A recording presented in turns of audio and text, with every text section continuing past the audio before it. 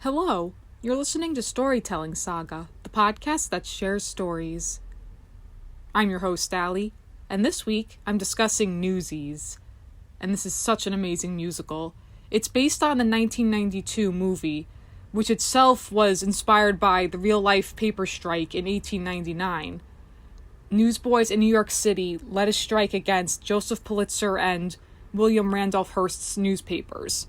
It lasted for 2 weeks, and it ultimately led to the World and Journal offering full buybacks to their sellers. So it increased the amount of money that Newsies received for selling newspapers. And we saw this musical back in August 2014, when it was in its final few weeks on Broadway. And what made the experience extra special was that we actually had front row orchestra seats. So we were right there behind the maestro. We could just look down into the pit and see the musicians. So that was just so incredible. And I just love this musical so much. The story itself is excellent. The fact that it's based on a true story.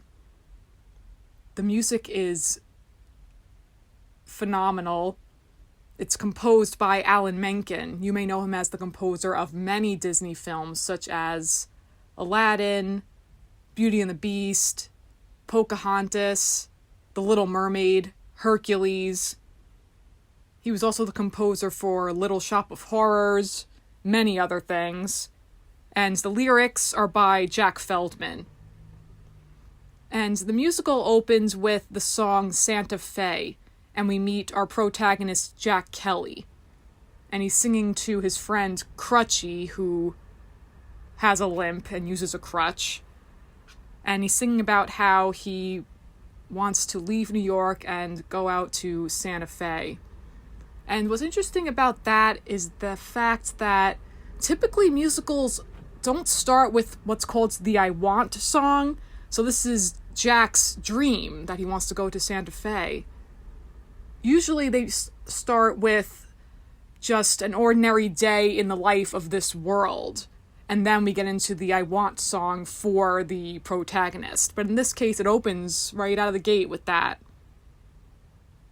So we know that Jack is this dreamer and he's wishing for a better life for himself. Because he, like many of the Newsies, is an orphan, sadly. And many of them are homeless. And they mention in this opening song about when he's talking to Crutchy that there is this refuge that could come and take them. And it's this juvenile detention center, this jail for kids. But after that song, we get the song about a day in the life of the Newsies, and that is Carrying the Banner. That's a fun song. And what's also incredible about this musical is the choreography is so unbelievable. You've got these actors doing these flips, cartwheels, turns, these spins. It's so amazing. They're so talented. And actually I thought was cute, because we were right there, right in front of the stage, several feet away, was that before the curtain went down, it just had this, I don't know if it was really a curtain, it was just this partition, just said Newsies, and we could kind of see through it a little bit, and I saw a couple of the performers, they were like doing their flips, like they were practicing before the show started, so that was cute. They were warming up. Anyway, so in the song Carrying the Banner, we learn that they work for the World newspaper. And they sell the papers, and they're like, oh, what's the next headline? And it's Trolley Strike Enters Third Week. And they're sick of that. They're saying, oh, it's just hard to sell papes. They have to make a living. They have rough lives. And then 2 new boys join the Newsies. Davy and his little brother Les. The little kid is so cute. There's one part where Jack's like, oh, look sad, kid, and he frowns, and the audience just ate that up. The kid was just adorable. And Jack is basically the kid that everyone looks up to. That all the Newsies look up to.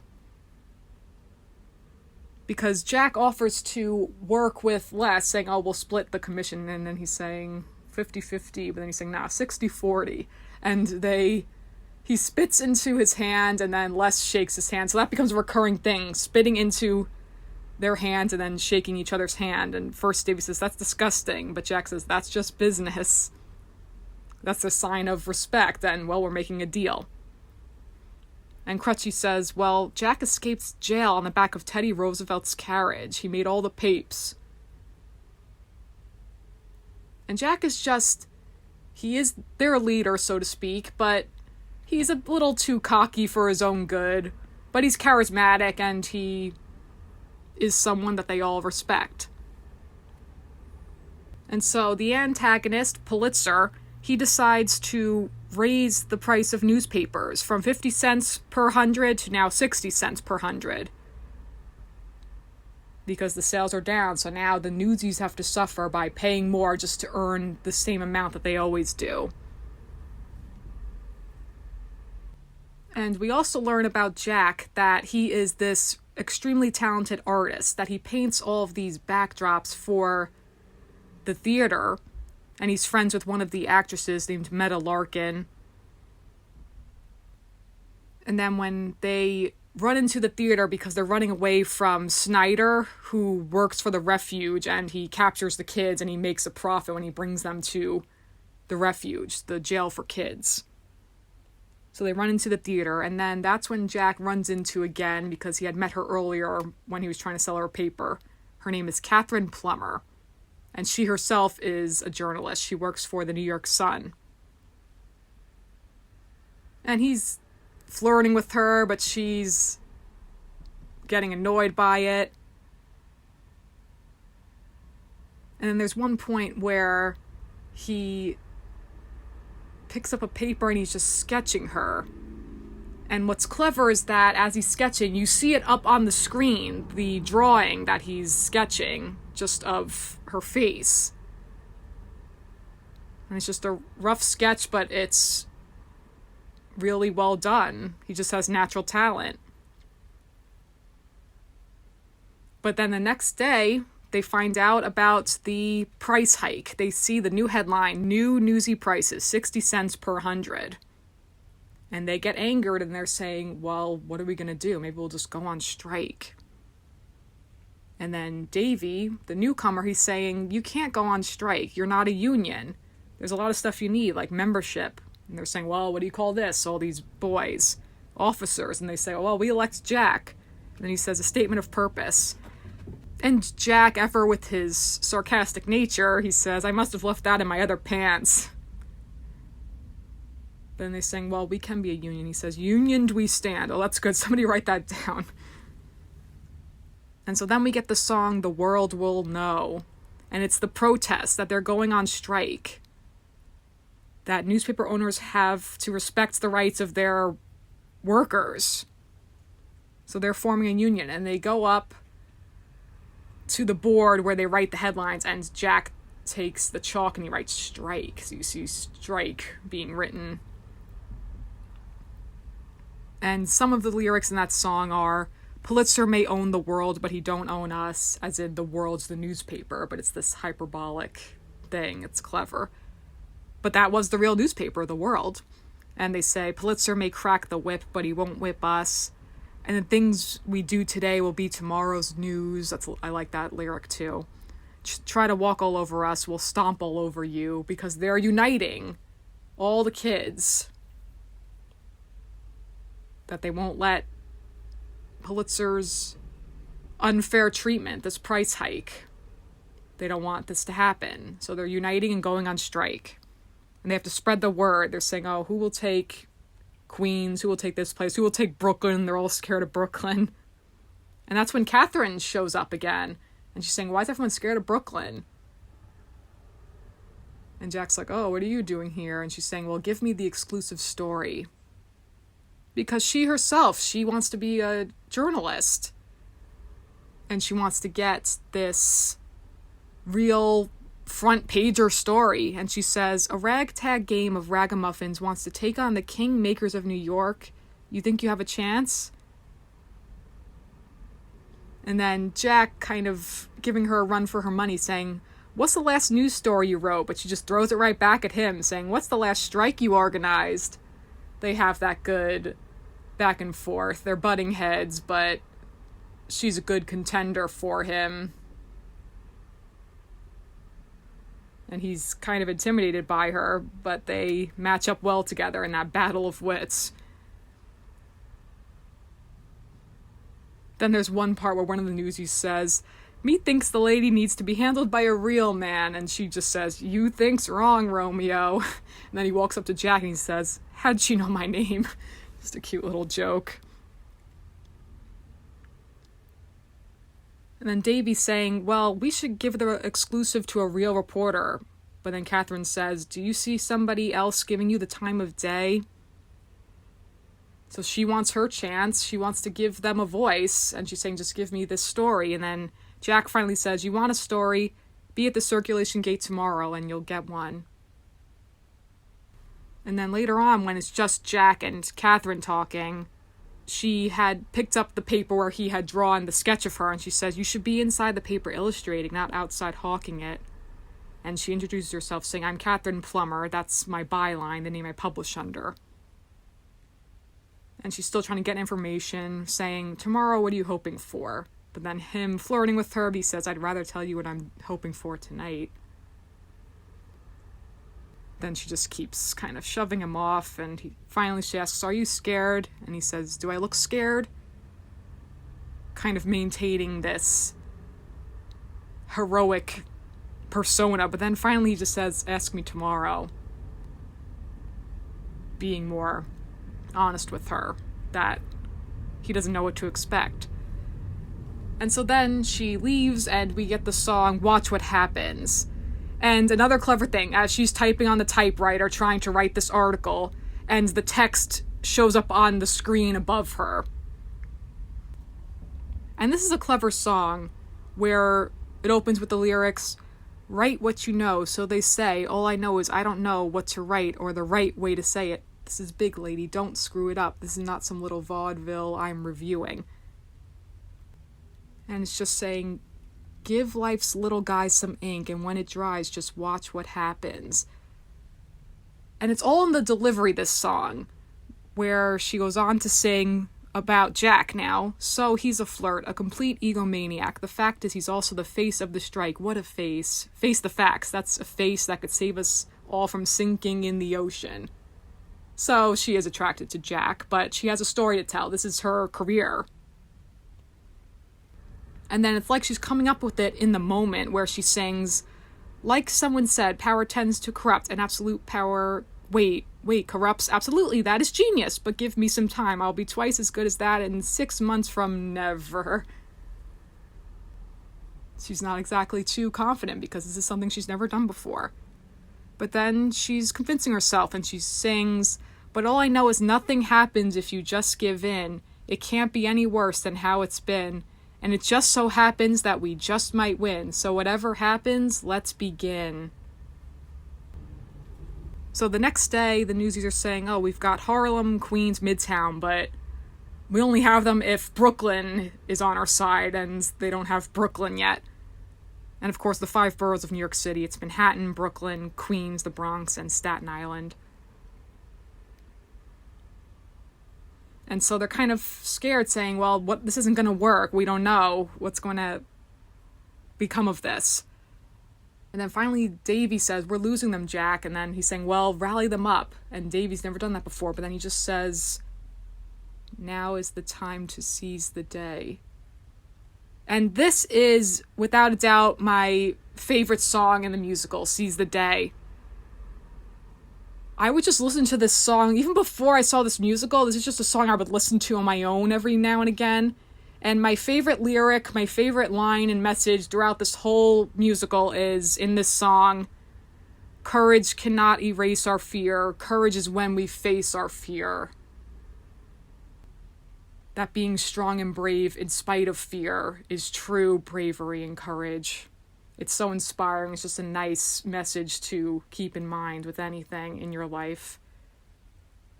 That's something we all need. That in spite of fear, to show courage, not let fear stop you. Davy, he keeps telling them, we all have to stand together or we don't have a chance. And then in the song again, once we've begun, if we stand as one, someday becomes somehow, and a prayer becomes a vow, and the strike starts right damn now. So there's more flips, amazing choreography, more ballet moves, more people doing these intricate spins, these leaps, these cartwheels.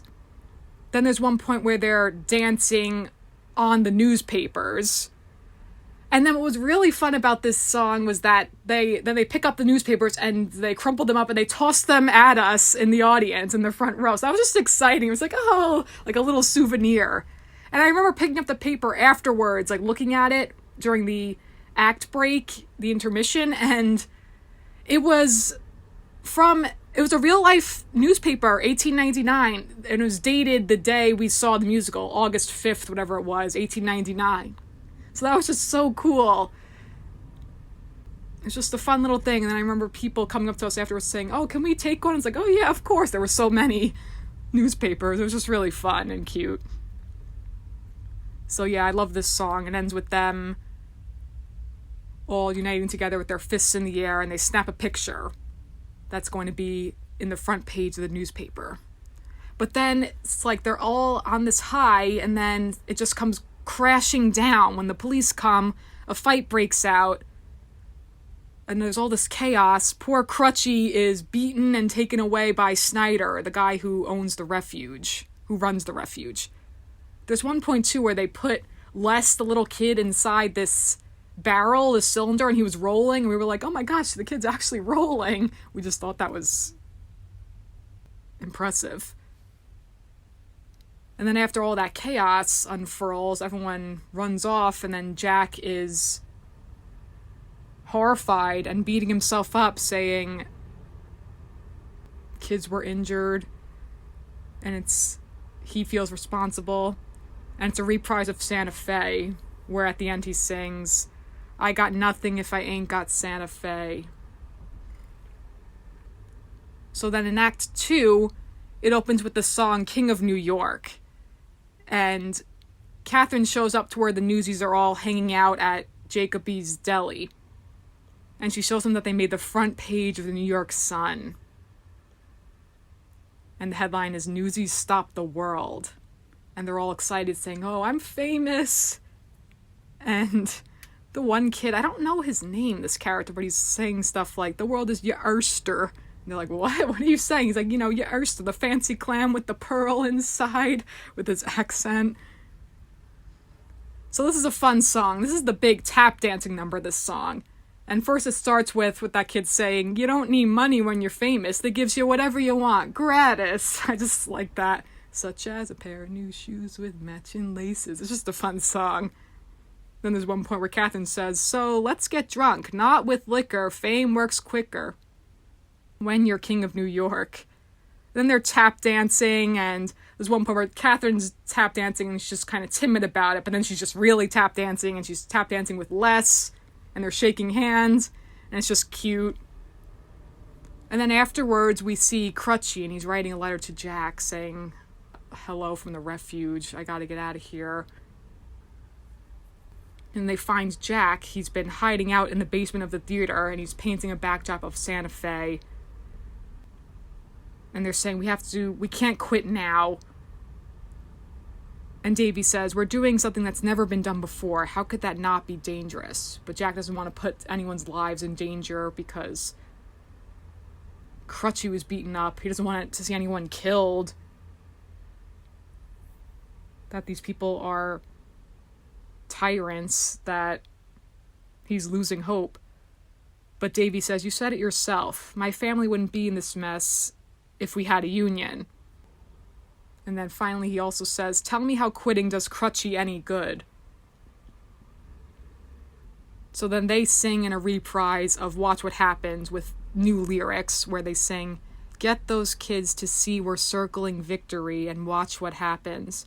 We're doing something no one's even tried, and yes, we're terrified, but watch what happens. So then they convince Jack to come back to lead the cause, and they spit into their hands and all shake hands with Jack.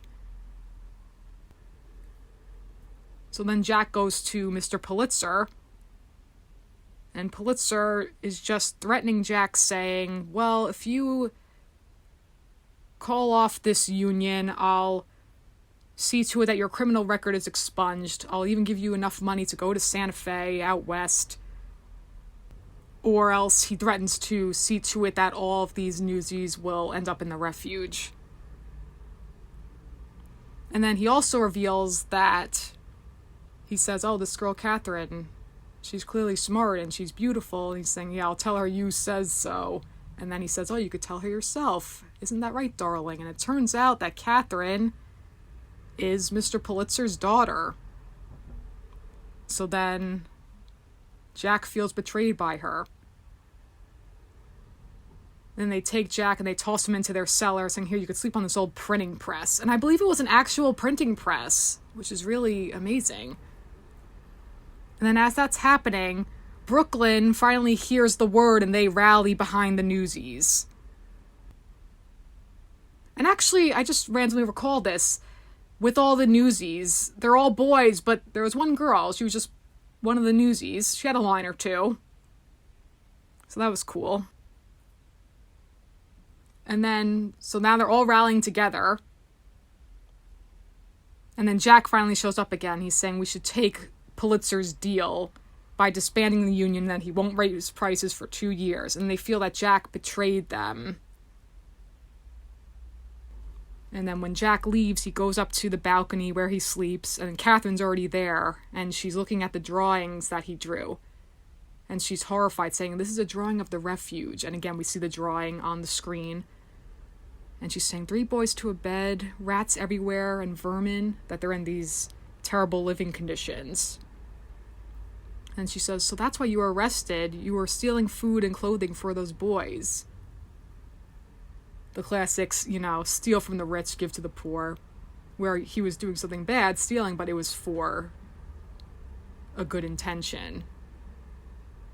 To help these poor kids. And then it kind of escalates with them back and forth.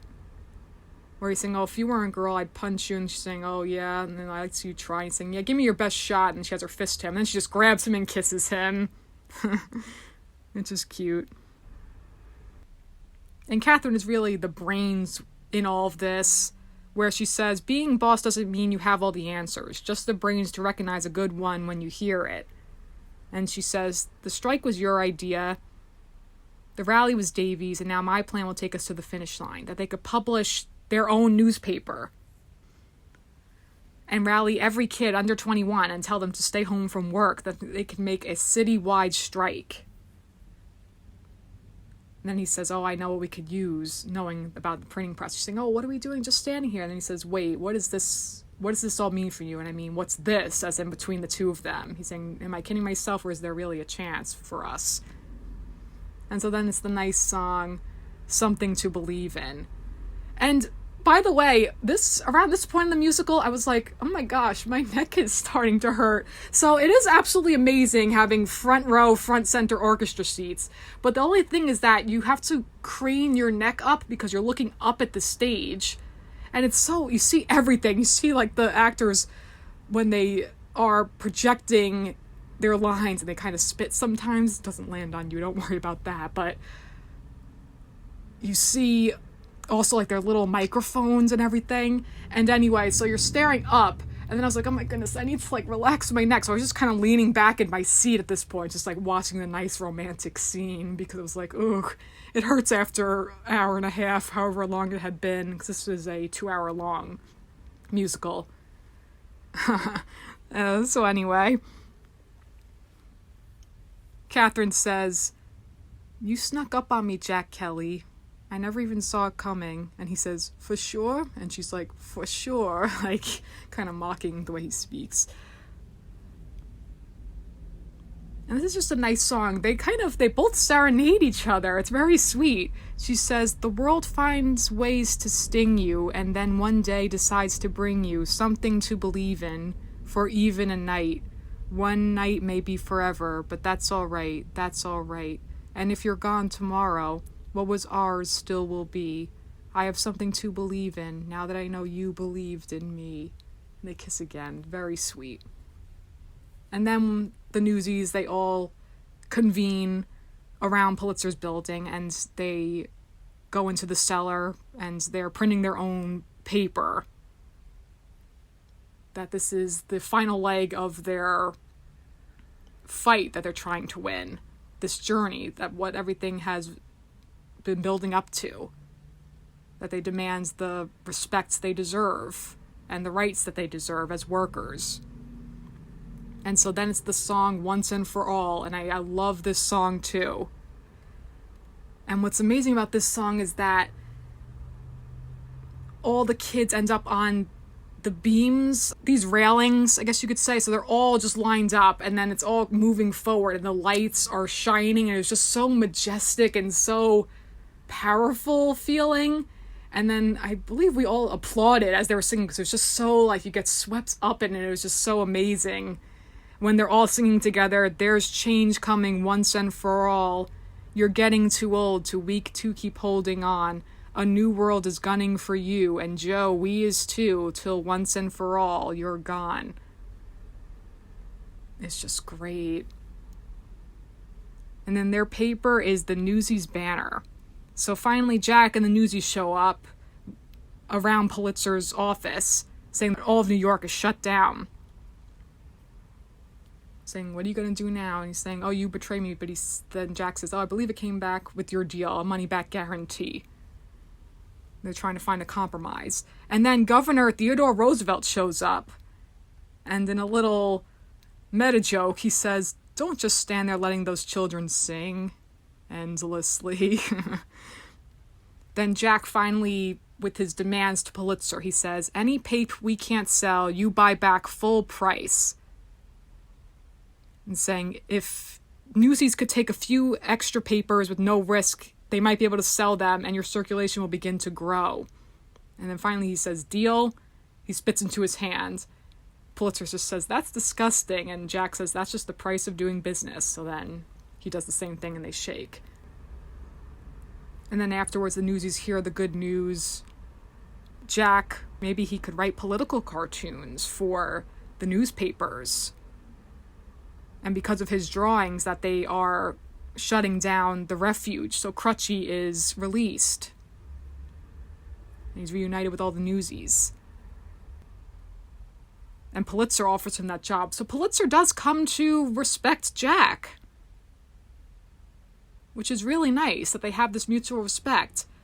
And it's just great that the Newsies, with their numbers that united all together, we can make this great change, because it's powerless against power, rich versus poor, all those kinds of things. And that they did it. They won.